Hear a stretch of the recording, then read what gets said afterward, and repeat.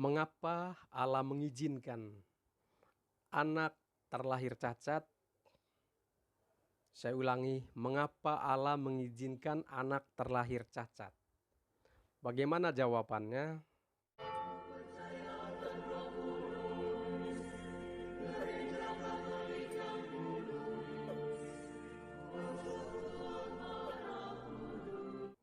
Jawaban yang paling sederhana dari pertanyaan ini, para sahabat, ketika Adam dan Hawa jatuh ke dalam dosa di kitab Kejadian pasal yang ketiga, mereka membawa penyakit, mereka membawa kejahatan, mereka membawa kematian ke dalam dunia ini.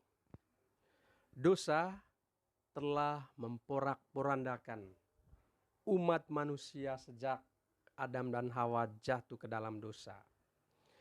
Kelahiran cacat terjadi, para sahabat, karena dosa, bukan karena dosa orang tua anak tersebut, melainkan karena dosa itu sendiri yang telah menjalar di dunia ini. Bagian pertanyaan yang mungkin sulit bagi kita adalah, mengapa Allah memperbolehkan orang lahir dengan keadaan cacat atau kelainan fisik?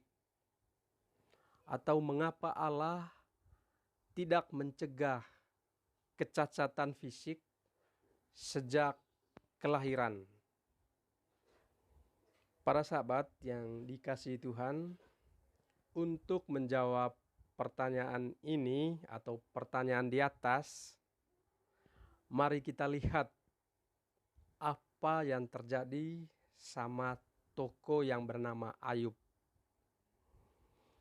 Kitab Ayub berurusan dengan jawaban mengapa Allah memperbolehkan hal-hal tertentu terjadi kepada kita umat manusia. Di mana dalam kisah Ayub, Allah memperbolehkan setan melakukan apapun terhadap Ayub, kecuali jangan membunuh Ayub. Lalu bagaimana reaksi Ayub terhadap pergumulan-pergumulan yang sangat berat itu? Di mana reaksi Ayub, Tuhan yang memberi, Tuhan yang mengambil. Terpujilah nama Tuhan. Di kitab Ayub pasal 1 ayat 21. Para sahabat yang sangat dikasihi oleh Tuhan, Ayub tidak mengerti mengapa Allah telah mengizinkan hal-hal sukar menimpa hidupnya. Namun Ayub tahu bahwa Allah itu baik. Oleh karena itu, ia terus percaya kepada Allah.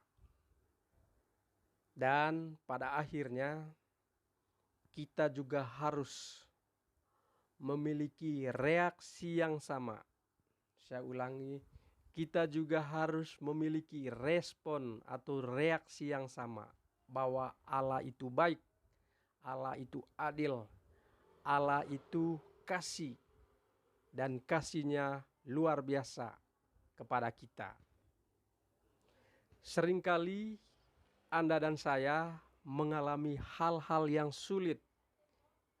Kita tidak paham, penuh dengan misteri.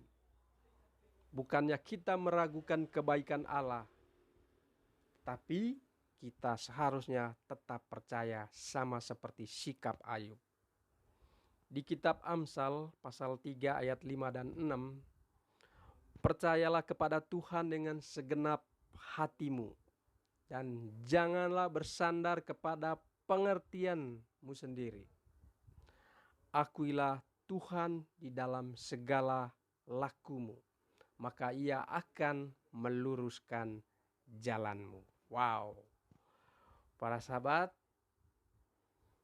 pada akhirnya jawaban yang dapat kita berikan dalam pertanyaan yang kedua, jawabannya adalah tidak tahu.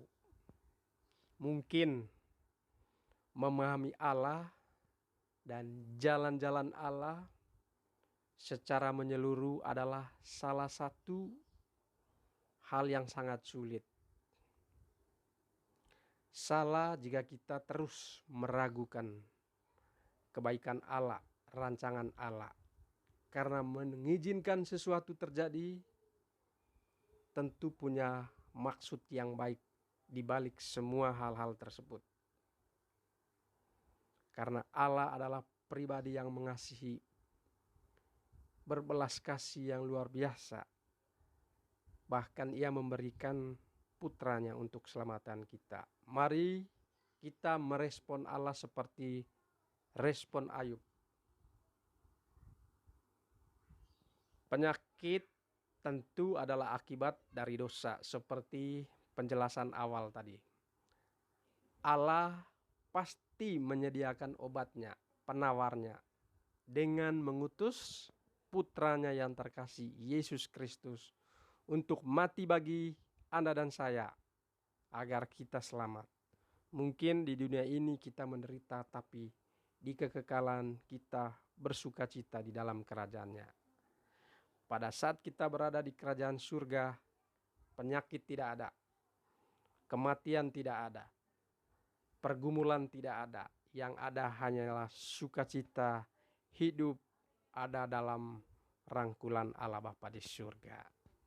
Jadi para sahabat, tetap memiliki iman, merespon dengan iman segala sesuatu. Di balik hal-hal yang sulit kita pahami, Tuhan telah menyediakan hal-hal yang positif untuk